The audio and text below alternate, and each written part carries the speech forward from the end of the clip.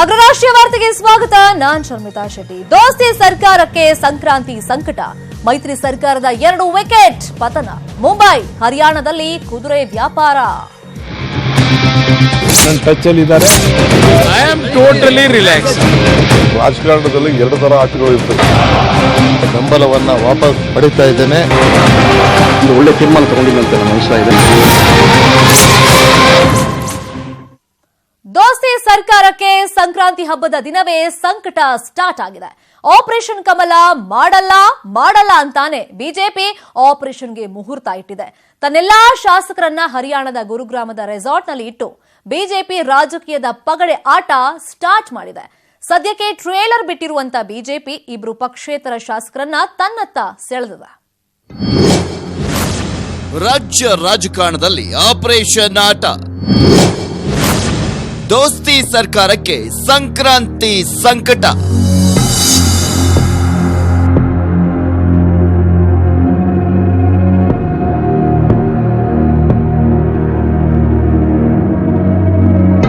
Operation ಮಾಡಲ್ಲ, ನಾವು ಯಾವ ಶಾಸಕರನ್ನ ಸೆಳೆಯಲ್ಲ ಅಂತಿದ್ದ ಬಿಜೆಪಿ ಸೈಲೆಂಟ್ ಆಗಿ ಆಪರೇಷನ್ ಕಮಲವನ್ನ ಸ್ಟಾರ್ಟ್ ಮಾಡಿದೆ. ಲೋಕಸಭೆ ಚುನಾವಣೆ ತಯಾರಿಗೆ ಹೋದ ಬಿಜೆಪಿ ಶಾಸಕರನ್ನ ರೆಸಾರ್ಟ್ನಲ್ಲಿ ಕೂಡಿಟ್ಟು ಬಿಜೆಪಿ ರಿಯಲ್ ಆಟವನ್ನ ಶುರು ಮಾಡಿದೆ. 104 ಸ್ಥಾನ ಗೆದ್ದು ವಿಪಕ್ಷದಲ್ಲಿ ಕೂತಿದ್ದ ಬಿಜೆಪಿ ಈಗ ಸರ್ಕಾರ ರಚನೆಗೆ ಕಸರತ್ತನ್ನ ಮಾಡ್ತಾ ಇದೆ.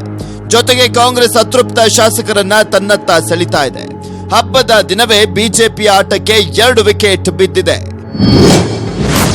ದೋಸ್ತಿಗೆ ಕೈಕೊಟ್ಟ ಪಕ್ಷೇತರರು. ಬೆಂಬಲ ವಾಪಸ್ ಪಡೆದ ಶಂಕರ್ ನಾಗೇಶ್.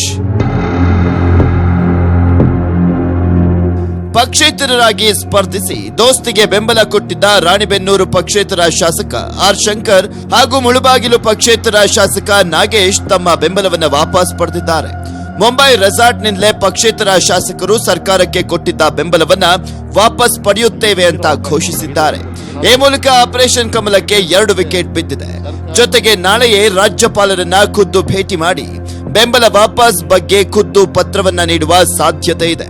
ಮಿಶ್ರ ಸರ್ಕಾರಕ್ಕೆ ಕೊಟ್ಟಿರತಕ್ಕಂಥ ಬೆಂಬಲವನ್ನ ಇವತ್ತು ಮಾಧ್ಯಮದ ಮುಖಾಂತರ ಬೆಂಬಲವನ್ನ ಸಮ್ಮಿಶ್ರ ಸರ್ಕಾರದ ಬೆಂಬಲವನ್ನ ವಾಪಸ್ ಪಡಿತಾ ಇದ್ದೇನೆ. ಇವತ್ತು ಬಹಳಷ್ಟು ಶಾಸಕರು ಸರ್ಕಾರದ ವಿರುದ್ಧ ಬೇಸತ್ತಿರ್ತಕ್ಕಂಥದ್ದು ಬೇಜಾರಾಗಿ ನಿರ್ಧಾರ ತಗೊಂಡಿದ್ದೇವೆ. ಟ್ರಾನ್ಸ್ಫರ್ಗೆ ನಾನು ಟೇಬಲ್ ಆದೇನೆ MLA ಆಗಿ ನಾನು ಟೇಬಲ್ ನಾನು ಹೋಗಿ ಸುಸ್ತಾಗ್ಬಿಟ್ಟಿದ್ದೀನಿ. ಇಲ್ಲೋಗಿ ಅಂತಾರೆ ಇಲ್ಲವಲ್ಲ ಅಂತ ಆ ಥರ ಆಗಬಾರ್ದು. ಸರ್ಕಾರದಲ್ಲಿ ಸುಗಮವಾಗಿ ಕೆಲಸ ಆಗಬೇಕಂದ್ರೆ ಒಂದು ಸ್ಟೇಬಲ್ ಗೌರ್ಮೆಂಟ್ ಇರಬೇಕು, ಸುಭದ್ರವಾದ ಸರ್ಕಾರ. ಈಗ ಇದು ಬಹು ಹೆಚ್ಚಿನ MLAಗಳಿರುವಂಥ ಪಾರ್ಟಿ ಬಿಜೆಪಿ. ಅದಕ್ಕೆ ನಾವು ಸಪೋರ್ಟ್ ಕೊಟ್ಟು ಸುಭದ್ರವಾದ ಸರ್ಕಾರ ರಚನೆ ಆಗಿ ಒಳ್ಳೆಯ ಸರ್ಕಾರ ಕೊಡ್ತಾರೆ ಅನ್ನೋ ನಿರೀಕ್ಷೆ ನನ್ನಲ್ಲಿದೆ. ಯಾಕಂದರೆ ಇಷ್ಟು 6 ತಿಂಗಳಿಂದ ಇವರ ಒಂದು ಕಾರ್ಯವೈಖರಿ ನೋಡಿ ನಮಗೆ ಸ್ವಲ್ಪ ಬೇಜಾರಾಗಿದೆ.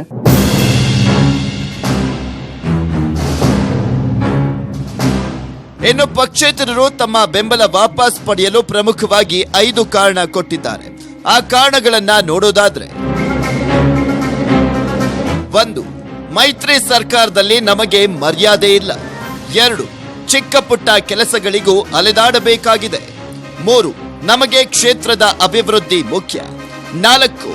ಸರ್ಕಾರ ಕೇವಲ ಆಶ್ವಾಸನೆ ನೀಡ್ತಾ ಇದೆ. 5. ಆಯಾ ಪಕ್ಷಗಳ ಶಾಸಕರೇ ಬೇಸತ್ತಿದ್ದಾರೆ. ಪಕ್ಷೇತರರು ಬೆಂಬಲ ವಾಪಸ್ ಪಡೆಯುತ್ತಿದ್ದಂತೆ ದೋಸ್ತಿ ನಾಯಕರು ಪ್ರತಿಕ್ರಿಯೆಯನ್ನ ಕೊಟ್ಟಿದ್ದಾರೆ. ಯಾರ್ಯಾರು ಏನಂದ್ರು ಅಂತ ನೋಡೋಣ. ನನಗೆ ಯಾರು ರಿಸೈನ್ ಮಾಡ್ತಾರೆ ಯಾರು ಮಾಡಲ್ಲ ಪ್ರತಿಯೊಂದು ಇನ್ಫಾರ್ಮೇಶನ್ ನನ್ನಲ್ಲಿದೆ. ನಾನು ಗೌರ್ಮೆಂಟ್ಗೆ ಇವತ್ತು ಯಾವ ಒಂದು ಸರ್ಕಾರ ನಡೆಸಲಿಕ್ಕೆ ಸಂವಿಧಾನದ ಚೌಕಟ್ಟಿನಲ್ಲಿ ಎಷ್ಟು ಸಂಖ್ಯೆಯ ಅವಶ್ಯಕತೆ ನನಗಿದೆ, ಅದನ್ನು ಡಿಸ್ಟರ್ಬ್ ಮಾಡಲಿಕ್ಕೆ ಬಿಜೆಪಿಯವರೆಗೂ ಸಾಧ್ಯ ಇಲ್ಲ.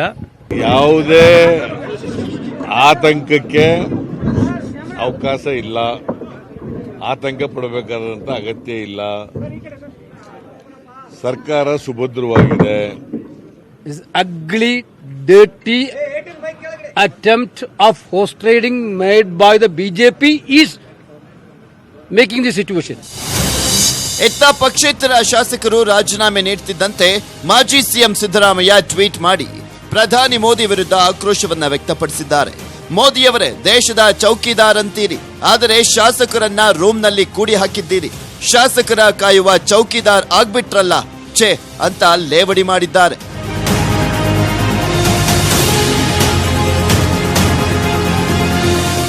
ಇತ್ತ ರೆಸಾರ್ಟ್ನಲ್ಲಿರುವಂತಹ ಬಿಜೆಪಿ ಶಾಸಕರಿಗೂ ಬಿಎಸ್ವೈ ಕಾದು ನೋಡುವಂತೆ ಹೇಳಿದ್ದಾರೆ. ಹೀಗಾಗಿ ಅಲ್ಲಿರುವ ಶಾಸಕರಿಗೂ ರಾಜ್ಯದಲ್ಲಿ ಏನಾಗ್ತಾ ಇದೆ ಅಂತ ಗೊತ್ತಾಗ್ತಾ ಇಲ್ಲ. ಎಲ್ಲವನ್ನ ಸಸ್ಪೆನ್ಸ್ ನಲ್ಲೇ ಮಾಡ್ತಿದ್ದಾರೆ ಯಡಿಯೂರಪ್ಪ. ಪ್ರಧಾನಿ ಮೋದಿ, ಬಿಜೆಪಿ ಚಾಣಕ್ಯ ಅಮಿತ್ ಶಾ ಡೈರೆಕ್ಷನ್ ನಂತೆ ಬಿಎಸ್ವೈ ರಾಜಕೀಯದ ಪಗಡೆ ಆಟವನ್ನ ಸ್ಟಾರ್ಟ್ ಮಾಡಿದ್ದಾರೆ. Bureau report, news 18 Kannada. ಇನ್ನು ಆಪರೇಷನ್ ಕಮಲ ಸ್ಟಾರ್ಟ್ ಆಗ್ತಾ ಇದ್ದಂತೆ ಇದು ಬರೀ ಟ್ರೇಲರ್ ಅಷ್ಟೇ, ಪಿಕ್ಚರ್ ಅಭಿ ಬಾಕಿ ಹೈ ಅಂತ ಮಹಾರಾಷ್ಟ್ರ ಸಚಿವ ರಾಮ್ ಶಿಂದೆ ಸ್ಫೋಟಕ ಹೇಳಿಕೆಯನ್ನ ಕೊಟ್ಟಿದ್ದಾರೆ. ಜೊತೆಗೆ ಯಡಿಯೂರಪ್ಪ ಸಿಎಂ ಆಗೇ ಆಗ್ತಾರೆ ಅಂತ ಪ್ರತಾಪ್ ಸಿಂಹ ವಿಶ್ವಾಸವನ್ನ ವ್ಯಕ್ತಪಡಿಸಿದ್ದಾರೆ. जो प्राइम मिनिस्टर हमारे इतने सारे अच्छे काम कर रहे हैं तो कर्नाटक का अच्छा करना होगा तो भारतीय जनता पार्टी के साथ जाना ही होगा, उन्होंने तय किया है. और शायद मुझे ऐसा लग रहा है कि आने वाली कुछ दिनों में जल्द से जल्द अभी वो चेंज होगा और ऑपरेशन लोटस सक्सेस हो जाएगा. ನಮ್ಮೆಲ್ಲರ ಆಸೆ ಹೌದಪ್ಪ, ಯಡಿಯೂರಪ್ಪನವ್ರು ಮುಖ್ಯಮಂತ್ರಿ ಆಗಬೇಕು ಅಂತ ನಮ್ಮ ಆಸೆ ಇದೆ. 104 ಸೀಟ್ ಗೆದ್ದಾದ್ಮೇಲೆ ಸುಮ್ಮನೆ ಕೂತ್ಕೊಳ್ಳಿ ಅಂತಂದ್ರೆ ನಮ್ಮ ಯಡಿಯೂರಪ್ಪನವ್ರು ಮುಖ್ಯಮಂತ್ರಿ ಆಗೇ ಆಗ್ತಾರೆ, ಅದ್ರ ಬಗ್ಗೆ ನೀವೇನು ಡೌಟ್ ಇಟ್ಕೊಳ್ಬೇಡಿ. ಸ್ವಲ್ಪ ಏನೋ ವ್ಯತ್ಯಾಸ ಆಯಿತು ಕಳೆದ ಚುನಾವಣೆಯಲ್ಲಿ ನಂಬರ್ಸ್ ವಿಷಯದಲ್ಲಿ 29 ಸೀಟನ್ನ ಲೆಸ್ ದನ್ 5000 ವೋಟ್ಸ್ ಅಲ್ಲಿ ಸೋತಿದ್ದೀವಿ ನಾವು. ಜನಾಭಿಪ್ರಾಯ ನಮ್ಮ ಪರವಾಗಿದೆ ಅನ್ನೋದನ್ನ ಎಲ್ಲರಿಗೂ ಕೂಡ ಗೊತ್ತು, ಮಾಧ್ಯಮಗಳು ಕೂಡ ಗೊತ್ತು. ನಮ್ಮ ರಾಜಕೀಯ ತೀರ್ಮಾನಗಳನ್ನು ಅದನ್ನ ಹೇಳಬಾರ್ದು. ನಿಮಗೆ ಕೆಲವು ತೀರ್ಮಾನಗಳನ್ನು ನಾವು ಹೇಳಿದ್ರೆ ನಮ್ಮ ಯಶಸ್ವಿ ಆಗುದಿಲ್ಲ ಯೋಜನೆಗಳು. ಅಂದ್ರೆ ಅದನ್ನ ಕಾಲ ಕಾಲಕ್ಕೆ ನಿಮಗೆ ಬ್ರೇಕಿಂಗ್ ನ್ಯೂಸ್ ಯಾವಾಗ ಬೇಕಾಗ ಕೊಡ್ತೀವಿ ನಾವು, ಈಗ ಮಾತ್ರ ಕೊಡಲ್ಲ. ಅಂದ್ರೆ ಸರ್ ಇವರು ಈಗ ನಾಳೆ ಅಂತ ಇರುವಂತ ಸಂದರ್ಭದಲ್ಲಿ ಅವ್ರದ್ದೇನಾದ್ರು ಬಿಟ್ಟು ಬಿಟ್ರೆ ನಾವು ಸರ್ಕಾರ ಮಾಡಕ್ಕೆ ಒಟ್ಟಿಗಿರೋಣ ಅಂತ ಅಷ್ಟೇ. ಅದಕ್ಕೆ ಸರ್ ಕಾಂಗ್ರೆಸ್ ಮತ್ತು ಜೆಡಿಎಸ್ ನಲ್ಲಿ ಯಾವುದೇ ಹೊಂದಾಣಿಕೆ ಇಲ್ಲ. ತಮ್ಮ ಪಕ್ಷದ ಶಾಸಕರ ಮೇಲೆ ಕೂಡ ವಿಶ್ವಾಸವಿಲ್ಲ. ಯಾವ ಶಾಸಕರು ನಮ್ಮ ನಾಯಕರ ಸಂಪರ್ಕದಲ್ಲಿಲ್ಲ. ಆದರೆ ಕಾಂಗ್ರೆಸ್ಸಿನ ಶಾಸಕರು ಮತ್ತು ಜೆಡಿಎಸ್ನ ಶಾಸಕರು ಅವರ ನಾಯಕರ ಸಂಪರ್ಕವನ್ನು ಕಡಿದುಕೊಂಡಿದ್ದಾರೆ ಅನ್ನುವಂಥದ್ದು ಮಾಹಿತಿಯನ್ನ ನಮಗೆ ಖಾತ್ರಿಯಾಗಿದೆ. ಕಾದು ನೋಡೋಣ, ಹೇಳ್ತೀವಿ. ತಮಗೆ ಗೊತ್ತಾಗ್ತದೆ ಯಾವ ರೀತಿಯನ್ನ ಬೆಳವಣಿಗೆ, ರಾಜಕೀಯ ಬೆಳವಣಿಗೆಯನ್ನ ನಡೀತದೆ ರಾಜ್ಯದಲ್ಲಿ. ಇತ್ತ ಆಪರೇಷನ್ ಕಮಲ ಸ್ಟಾರ್ಟ್ ಆಗ್ತಾ ಇದ್ದಂತೆ ದೋಸ್ತಿ ನಾಯಕರು ಗಲಿಬಿಲಿಗೊಂಡಿದ್ದಾರೆ. ಕಾಂಗ್ರೆಸ್ ರಾಜ್ಯ ಉಸ್ತುವಾರಿ ರಾತ್ರೋರಾತ್ರಿ ಬೆಂಗಳೂರಿಗೆ ಬಂದಿದ್ದಾರೆ. ಬೆಂಗಳೂರಲ್ಲಿ ಸಭೆ ಮೇಲೆ ಸಭೆ ಮಾಡಿ ಆಪರೇಷನ್ ಕಮಲಕ್ಕೆ ಪ್ರತಿತಂತ್ರವನ್ನ ಮಾಡ್ತಾ ಇದ್ದಾರೆ. ಸಿಎಂ ಡಿಕೆಶಿ, ಸಿದ್ದರಾಮಯ್ಯ ಕೂಡ ಸರ್ಕಾರ ಉಳಿಸೋಕೆ ಮಾಸ್ಟರ್ ಪ್ಲಾನ್ ಮಾಡಿದ್ದಾರೆ. ಆಪರೇಷನ್ ಕಮಲಕ್ಕೆ ಪ್ರತಿತಂತ್ರ, ದೋಸ್ತಿ ನಾಯಕರಿಂದ ಸರಣಿ ಸಭೆ. ಇತ್ತ ಬಿಜೆಪಿ ಶಾಸಕರು ರೆಸಾರ್ಟ್ಗೆ ಸೇರುತ್ತಿದ್ದಂತೆ ಅತ್ತ ದೋಸ್ತಿ ಪಕ್ಷದಲ್ಲಿ ತಳಮಳ ಶುರುವಾಗಿದೆ. ಸರ್ಕಾರ ಬೀಳುವ ಭಯದಲ್ಲಿ ಕಾಂಗ್ರೆಸ್ ಜೆಡಿಎಸ್ ನಾಯಕರು ಎಚ್ಚೆತ್ತುಕೊಂಡಿದ್ದಾರೆ. ರಾತ್ರಿಯೇ ದೇವೇಗೌಡರ ನಿವಾಸಕ್ಕೆ ದೌಡಾಯಿಸಿದ್ದ ಸಿಎಂ 2 ಗಂಟೆಗೂ ಹೆಚ್ಚು ಕಾಲ ಚರ್ಚೆ ನಡೆಸಿದ್ರು. ಇತ್ತ ರಾತ್ರಿಯೇ ರಾಜ್ಯ ಕಾಂಗ್ರೆಸ್ ಉಸ್ತುವಾರಿ ಕೆಸಿ ವೇಣುಗೋಪಾಲ್ ಬೆಂಗಳೂರಿಗೆ ಆಗಮಿಸಿ ಕಾಂಗ್ರೆಸ್ ನಾಯಕರ ಜೊತೆ ಸಭೆ ಮೇಲೆ ಸಭೆ ಮಾಡಿದ್ದಾರೆ. ಕೆಕೆ ಗೆಸ್ಟ್ ಹೌಸ್ನಲ್ಲಿ ಮೀಟಿಂಗ್ ಮೇಲೆ ಮೀಟಿಂಗ್. ಸರ್ಕಾರ ಉಳಿಸಲು ದೋಸ್ತಿ ಮಾಸ್ಟರ್ ಪ್ಲಾನ್. ಬೆಂಗಳೂರಿಗೆ ಬಂದ ವೇಣುಗೋಪಾಲ್ ಕೆಕೆ ಗೆಸ್ಟ್ ಹೌಸ್ನಲ್ಲಿ ಮೀಟಿಂಗ್ ಮೇಲೆ ಮೀಟಿಂಗ್ ನಡೆಸಿದ್ರು. ಬಿಜೆಪಿ ತಂತ್ರಕ್ಕೆ ರಣತಂತ್ರ ಹೆಣೆಯೋ ಬಗ್ಗೆ ರಾಜ್ಯ ನಾಯಕರ ಜೊತೆ ಚರ್ಚೆ ನಡೆಸಿದ್ರು. ಸಚಿವ ಡಿಕೆ ಶಿವಕುಮಾರ್, ಮಾಜಿ ಸಿಎಂ ಸಿದ್ದರಾಮಯ್ಯ, ಕೆಪಿಸಿಸಿ ಅಧ್ಯಕ್ಷ ದಿನೇಶ್ ಗುಂಡೂರಾವ್ ಜೊತೆ ಸಭೆ ನಡೆಸಿದ್ರು. ಈ ವೇಳೆ ದಿನೇಶ್ ಗುಂಡೂರಾವ್ಗೆ ವೇಣುಗೋಪಾಲ್ ಸಖತ್ತಾಗಿ ಕ್ಲಾಸ್ ತೆಗೆದುಕೊಂಡ್ರು. ಅತೃಪ್ತ ಶಾಸಕರು ಇಷ್ಟು ಮುಂದುವರಿಯುತ್ತಿದ್ರು ನೀವೇನ್ ಮಾಡ್ತಿದ್ರಿ ಅಂತ ಕ್ಲಾಸ್ ತೆಗೆದುಕೊಂಡ್ರು. ಇನ್ನು ಯಾವುದೇ ಕಾರಣಕ್ಕೂ ಆಪರೇಷನ್ ಕಮಲ ಆಗಲ್ಲ ಅಂತ ದೋಸ್ತಿ ನಾಯಕರು ವಿಶ್ವಾಸ ವ್ಯಕ್ತಪಡಿಸಿದ್ರು. ಊರು ಯಾರು 2-3 ಜನ ಎಂತಕ್ಕೆ ಹೋಗಿದಾರ ಬರ್ತಾರೆ ಬಿಡಿ, ಅದಕ್ಕೆ ತಲೆ ಕೆಡಿಸ್ಕೊಂಡು. 15 ಜನ ಶಾಸಕರು ಬಿಜೆಪಿ ಸಂಪರ್ಕದಲ್ಲಿದ್ದಾರೆ. ಯಾರು ರಾಜಕಾರಣ ಶುರು ಮಾಡಿರೋದು ನನಗೆ ಗೊತ್ತಿಲ್ಲ ಅದು. ನಿಮ್ಮ ಶಾಸಕರು ಅವರ ಸಂಪರ್ಕದಲ್ಲಿ ಇಲ್ವಾ ಸರ್? ಯಾರು ಇಲ್ಲ ರೀ. ಹೌದು, ಇದೀವಿ, ಪಕ್ಷದಿಂದನೇ ಗೆದ್ದಿದ್ವಿ, ಪಕ್ಷದಲ್ಲೇ ಇದೀವಿ. ನನಗೆ ಯಾರಿಗೂ ಸಂಪರ್ಕ ಇಲ್ಲ. ಇಟ್ಲಾಗೂ ಬಿಜೆಪಿ ಅವ್ರಿಗೆ ಯಾಕೆ ಇದಕ್ಕೆ ತಳಮಳ, ಅಧಿಕಾರದ ರುಚಿ ಐತೆ ಅವ್ರಿಗೆ, ಅದು ಹೆಂಗಾರ ಮಾಡಿ ಅಧಿಕಾರ ಹಿಡಿಬೇಕಂತಾರೆ. ಅದು ಮಾಡೋದು ಸರಿಯಲ್ಲ. ಇದರಿಂದ ರಾಜ್ಯದ ಆಡಳಿತ ಸಂಪೂರ್ಣವಾಗಿ ಹದಗೆಡ್ತಿದೆ. ಸರ್ಕಾರ ಸುಭದ್ರವಾಗಿದೆ, ಅದು ಅವರ ಪಾಲಿಗೆ ಅಧಿಕಾರ ಮರೀಚಿಕೆ. ಇನ್ನು ಬಿಜೆಪಿಗೆ ಮಾಸ್ಟರ್ ಸ್ಟ್ರೋಕ್ ಕೊಡಲು ಕಾಂಗ್ರೆಸ್ ಸಹ ರೆಸಾರ್ಟ್ ಪಾಲಿಟಿಕ್ಸ್ ಶುರು ಮಾಡಲು ಚಿಂತನೆ ನಡೆಸಿದೆ. ಎಲ್ಲ ಕಾಂಗ್ರೆಸ್ ಶಾಸಕರಿಗೂ ನಾಳೆ ಸಂಜೆಯೊಳಗೆ ಬೆಂಗಳೂರಿಗೆ ಬರುವಂತೆ ತುರ್ತು ಬುಲಾವ್ ಕೊಟ್ಟಿದೆ. ಒಟ್ನಲ್ಲಿ ಆಪರೇಷನ್ಗೆ ಕೌಂಟರ್ ಕೊಡಲು ಕಾಂಗ್ರೆಸ್ ರೆಡಿಯಾಗಿದೆ. ಇತ್ತ ಜೆಡಿಎಸ್ ಶಾಸಕರ ಮೇಲೆ ನಿಗಾ ವಹಿಸಲು ಮೂವರಿಗೆ ಟಾಸ್ಕ್ ನೀಡಲಾಗಿದೆ. ಸಚಿವ ಬಂಡೆಪ್ಪ ಕಾಶೆಂಪೂರ್, ಸಾರಾ ಮಹೇಶ್, ಸಿಎಸ್ ಪುಟ್ಟರಾಜುಗೆ ಸಿಎಂ ಕುಮಾರಸ್ವಾಮಿ ಜವಾಬ್ದಾರಿ ವಹಿಸಿದ್ದಾರೆ. Bureau report, news 18 Kannada. ಇನ್ನು ಮೈತ್ರಿ ಸರ್ಕಾರಕ್ಕೆ ಯಾವ ತೊಂದರೆನೂ ಇಲ್ಲ, ನಮ್ಮ ಬಳಿ ಸಾಕಷ್ಟು ಸಂಖ್ಯೆ ಇದೆ ಅಂತ ಮಾಜಿ ಪ್ರಧಾನಿ ದೇವೇಗೌಡರು ಹೇಳಿಕೆ ಕೊಟ್ಟಿದ್ದಾರೆ.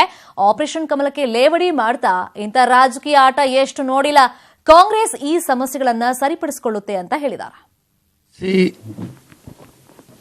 On the formation of the coalition government headed by Kumaraswamy, the Bharatiya Janata Party, which was administered 3 days earlier by the governor, has lost its gaddi.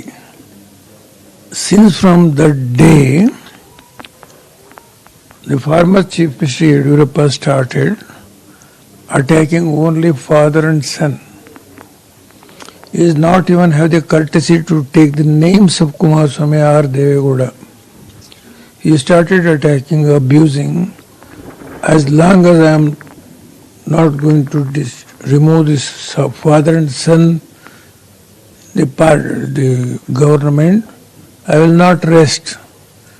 This is the oath he has taken. But all these 7 days, whatever the efforts he has made, is only a futile exercise. Congress ಪಕ್ಷದ ಮೇಲೆ ಮುನಿಸಿಕೊಂಡಿರುವ ಅತೃಪ್ತ ಶಾಸಕರ ಬಂಡಾಯ ಸ್ಫೋಟಗೊಂಡಿದೆ.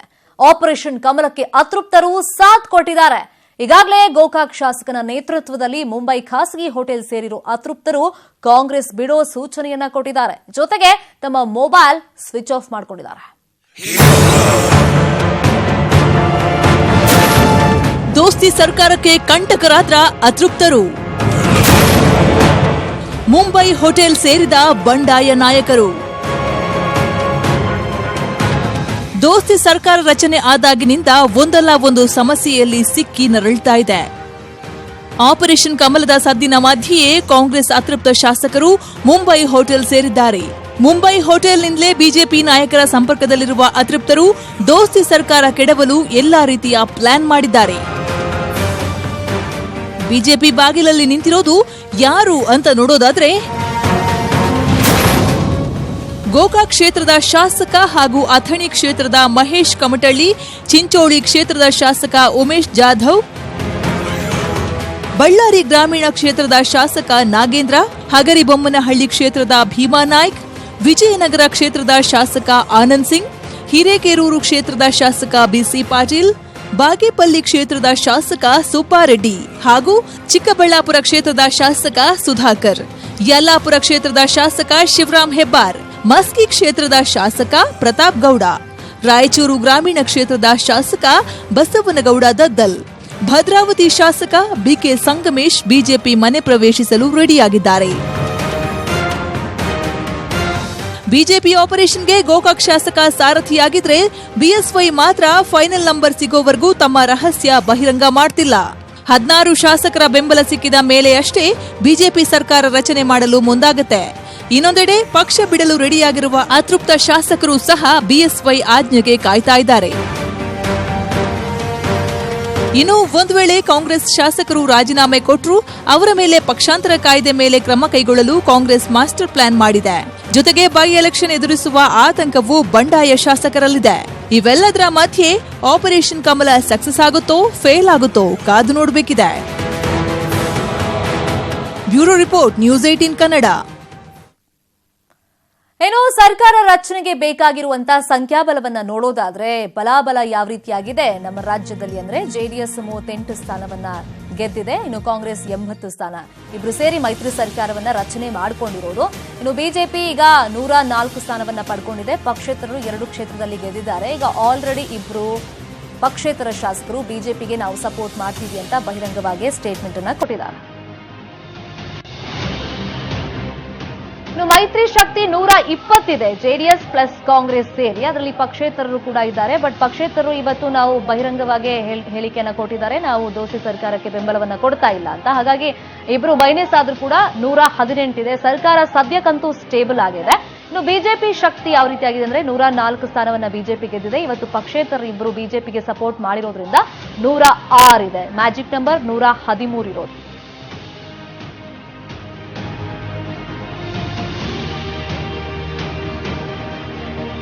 ನನ್ನನ್ನ ಯಾವುದೇ ಶಾಸಕರು ಸಂಪರ್ಕ ಮಾಡಿಲ್ಲ, ಯಾರಿಗೂ ತಿಳಿಸದೆ ನಾನು ಎಲ್ಲೂ ಹೋಗಿಲ್ಲ, ನಾನು ಸ್ವಂತ ಊರಲ್ಲೇ ಇದ್ದೀನಿ ಅಂತ ಸ್ಪೀಕರ್ ರಮೇಶ್ ಕುಮಾರ್ ಹೇಳಿಕೆಯನ್ನ ಕೊಟ್ಟಿದ್ದಾರೆ. ಅಷ್ಟೇ ಅಲ್ಲ, ಸರ್ಕಾರ ಸುಭದ್ರವಾಗಿದೆ ಅಂತ ಹೇಳಿದ್ದಾರೆ. ಜವಾಬ್ದಾರಿಯಿಂದ ಹೇಳ್ತೇನೆ, ನನಗೆ ಯಾರೂ ಸಂಪರ್ಕ ಮಾಡಿಲ್ಲ, ನಾನು ಯಾರನ್ನೂ ಸಂಪರ್ಕ ಮಾಡಿಲ್ಲ. ಗೊತ್ತಿಲ್ಲ ಬೆಳವಣಿಗೆ ನೋಡಿದ್ರೆ ಅಂದ್ರೆ ನಾನು ಯಾಕೆ ನೋಡಿ, ನಂಗೇನು ಕೆಲಸ? ಮುಖಂಡ ನಾಯಕತ್ವ ಎಲ್ಲ ಸಭಾಧ್ಯಕ್ಷ ಆದಾಗ ಪಕ್ಕಕ್ಕೆ ಹೋಗ್ಬೇಕು. ಆ ಸ್ಥಾನ ಬಹಳ ದೊಡ್ಡದು. ನನಗೆ ಗೊತ್ತಿಲ್ಲ, ಕಮಲಾನು ಗೊತ್ತಿಲ್ಲ, ಸಂಪಿಗೆನೂ ಗೊತ್ತಿಲ್ಲ. ನಂಗೆ ಗೊತ್ತಿದ್ರೆ ನಾನು ಹೇಳುವುದು, ಗೊತ್ತಿಲ್ಲಾರ್ದ ವಿಚಾರ ಹೇಳಿದ್ರೆ ಅಲ್ಲಾಡ್ತಾ ಇದ್ರೆ ಅಲ್ಲಾಡೋ ಸರ್ಕಾರ ಯಾವತ್ತಿದ್ರು ಅಲ್ಲಾಡ್ತಲೇ ಇದ್ರು. ನಂಗೇನು ಗೊತ್ತು? ನಾನು ಇವ್ರು ಅಲ್ಲಾಡ್ತಾರ ಅವ್ರು ಅಲ್ಲಾಡ್ತಾರ ಅಂತ ಮುಟ್ಟೆ ಇಲ್ಲ. ನಾನು ಭದ್ರವಾಗಿದ್ದೀನಿ, ನಾನಲ್ಲ. ಇನ್ನು ನೀವು ಮತ ಹಾಕಿರೋ ನಿಮ್ಮ ಶಾಸಕರು ಎಲ್ಲಿದ್ದಾರೆ, ಏನ್ ಮಾಡ್ತಿದ್ದಾರೆ ಗೊತ್ತಾ? ಇವರನ್ನ ನೋಡಿದ್ರೆ ನೀವು ಶಾಕ್ ಆಗ್ತೀರಾ. ಇವ್ರಿಗೇನಾ ನಾವು ಆಯ್ಕೆ ಮಾಡಿದ್ದು ಅಂತ ಬೆಚ್ಚಿ ಬೀಳ್ತೀರಾ. ಇವರ ದಿನದ ಖರ್ಚು ಕೇಳಿದ್ರೆ ಶಾಕ್ ಆಗ್ತೀರಾ.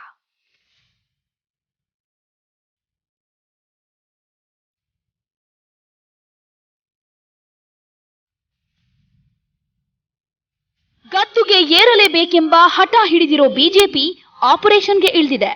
ಇನ್ನೊಂದು ಕಡೆ ಬಿಜೆಪಿ ಆಪರೇಷನ್ನಿಂದ ತಪ್ಪಿಸಿಕೊಳ್ಳಲು ಹಾಗೂ ಸರ್ಕಾರವನ್ನ ಉಳಿಸಿಕೊಳ್ಳಲು ದೋಸ್ತಿಗಳು ಸರ್ಕಸ್ ಮಾಡ್ತಿದ್ದಾರೆ.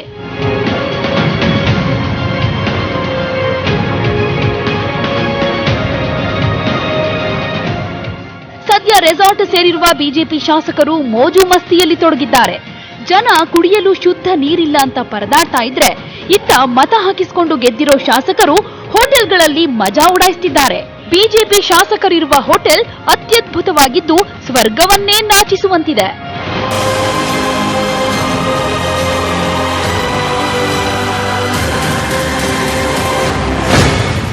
ಇನ್ನು ಶಾಸಕರು ಹರಿಯಾಣದ ಗುರುಗ್ರಾಮದಲ್ಲಿರುವ ಗ್ರ್ಯಾಂಡ್ ಭಾರತ್ ಎಂಬ ಐಷಾರಾಮಿ ಹೋಟೆಲ್ನಲ್ಲಿ ತಂಗಿದ್ದಾರೆ. ಒಬ್ಬೊಬ್ಬ ಶಾಸಕನ ದಿನದ ಖರ್ಚು ಒಂದು ರಾತ್ರಿ ಉಳಿದುಕೊಂಡ್ರೆ ಜಿಎಸ್ಟಿ ಹೊರತುಪಡಿಸಿ ಸುಮಾರು 4.5 ಲಕ್ಷ ಖರ್ಚಾಗ್ತಾ ಇದೆ. ಇನ್ನು ಒಂದು ಹೊತ್ತಿನ ಊಟಕ್ಕೆ ಬರೋಬ್ಬರಿ 8,000ವರೆಗೂ ಖರ್ಚಾಗ್ತಾ ಇದೆ.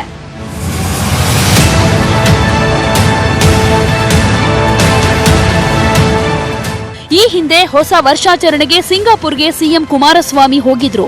ರಾಜ್ಯದಲ್ಲಿ ಬರ ಇರುವಾಗ ಮೋಜು ಮಸ್ತಿ ಬೇಕಾ ಅಂತ ಮಾಜಿ ಸಿಎಂ ಬಿಎಸ್ವೈ ಕಿಡಿಕಾರಿದ್ರು.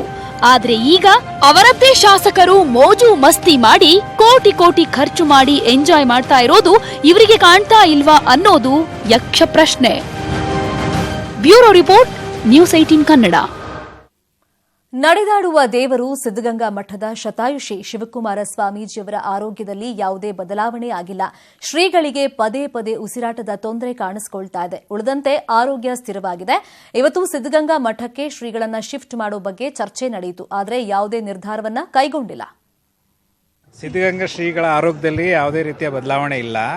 ನಿನ್ನೆ ಏನು ಹೆಲ್ತ್ ಬುಲೆಟಿನ್ ನಮ್ಮ ವೈದ್ಯಾಧಿಕಾರಿಗಳು ಕೊಟ್ಟಿದ್ದಾರೆ, ಅದೇ ರೀತಿಯ ಇವತ್ತೂ ಕೂಡ ಅದೇ ರೀತಿಯ ಚಿಕಿತ್ಸೆಗೆ ಅದೇ ರೀತಿಯ ಪ್ರತಿಕ್ರಿಯಿಸ್ತಾ ಇದ್ದಾರೆ ಸ್ವಾಮೀಜಿಗಳು. ಈಗ ಯಾವುದೇ ಟ್ರೀಟ್ಮೆಂಟಲ್ಲಿ ಯಾವುದೇ ರೀತಿ ಬದಲಾವಣೆ ಇಲ್ಲ. ಸ್ವಲ್ಪ ಅವರಿಗೆ ಉಸಿರಾಟದ ಒಂದು ತೊಂದರೆ ಬಿಟ್ಟರೆ ಬೇರೆ ಯಾವುದೇ ರೀತಿಯ ವೈಟಲ್ಸ್ನಲ್ಲಿ ಎಲ್ಲ ಕೂಡ ನಾರ್ಮಲ್ ಇದೆ.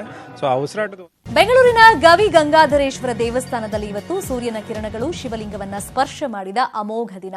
ದಕ್ಷಿಣ ಪಥದಿಂದ ಉತ್ತರ ಪಥಕ್ಕೆ ಚಲಿಸುವಾಗ ಶಿವಲಿಂಗಕ್ಕೆ ನಮಿಸಿ ಸೂರ್ಯ ಮುಂದೆ ಹೋದ. 4 ನಿಮಿಷ ಶಿವಲಿಂಗದ ಮೇಲೆ ಸೂರ್ಯರಶ್ಮಿ ನಮನವನ್ನ ಸಾವಿರಾರು ಭಕ್ತರು ಕಣ್ತುಂಬಿಕೊಂಡ್ರು. ಸಂಜೆ 5 ಗಂಟೆ 25 ನಿಮಿಷದಿಂದ 5 ಗಂಟೆ 29 ನಿಮಿಷದ ತನಕ ಶಿವನಿಗೆ ಭಾಸ್ಕರ ನಮನವನ್ನ ಸಲ್ಲಿಸಿದ.